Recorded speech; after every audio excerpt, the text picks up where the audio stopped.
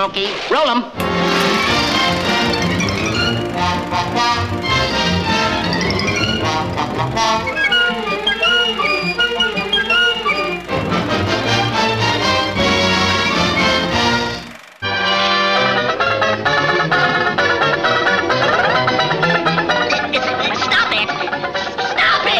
Porky, even in his starring period in the 30s, in the late 30s, they were always looking for a character to go with him. So they teamed him up with some wacky dogs. They had a character named Gabby Goat. Daffy. When they hit upon Daffy Duck, they tried to put them together as many times as they could, and they did. What happened was, though, Daffy's star rose. Daffy became the star of many, many cartoons, and then Porky ultimately became either the hunter of Daffy in some of the cartoons, or he became his sidekick. Porky was always there to bring some common sense into this chaotic world that Daffy Duck had created.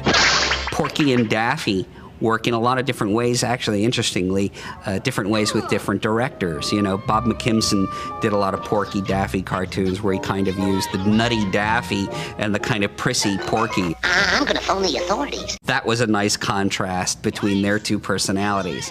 Chuck went ahead and used Porky and Daffy, as in Robin Hood Daffy and Deduce You Say, with Porky being the cool observer of Daffy's manic attempts to prove himself either a great detective or Robin Hood or whatever else he was attempting to prove he was. My all-time favorite is Robin Hood Daffy, and I think that the scene with Porky and Daffy with the buck and a quarter staff is one of the funniest pieces of animation ever done. Actually, it's the buck and a quarter staff, but I'm not telling him that. By the early 50s, there was a real science fiction craze going on in the country, and all of this science fiction hocus-pocus mumbo-jumbo was ripe for parody. The Daffy Porky team seemed to work quite well. So I guess Chuck went ahead and did Duck Rogers of the 24th and a half century. I'll see what the little stinker is up to on my Super Video Detecto set.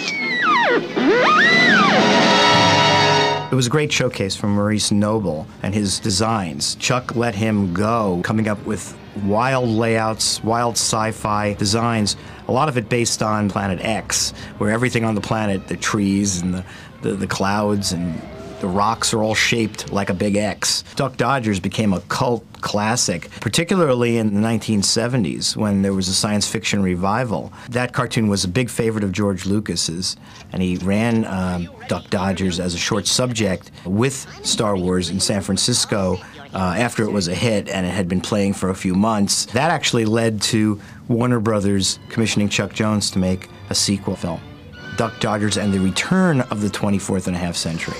Oh, goody! My Illudium Q36 explosive space modulator. Marvin Martian had been in a few Bugs Bunny cartoons before this, but by this point they had the character honed. They already got all the bugs out of Marvin Martian, and it was a perfect villain for Daffy Duck to encounter.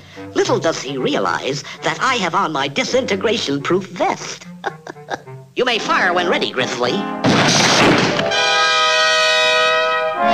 Marvin's one of those few characters, like the Tasmanian Devil and the Singing Frog, who appeared in very, very few cartoons, but made such an impact that they're more famous today than they were in the day these cartoons were made. This planet is hereby claimed for the Earth in the name of Duck Dodgers in the 24th and a half century.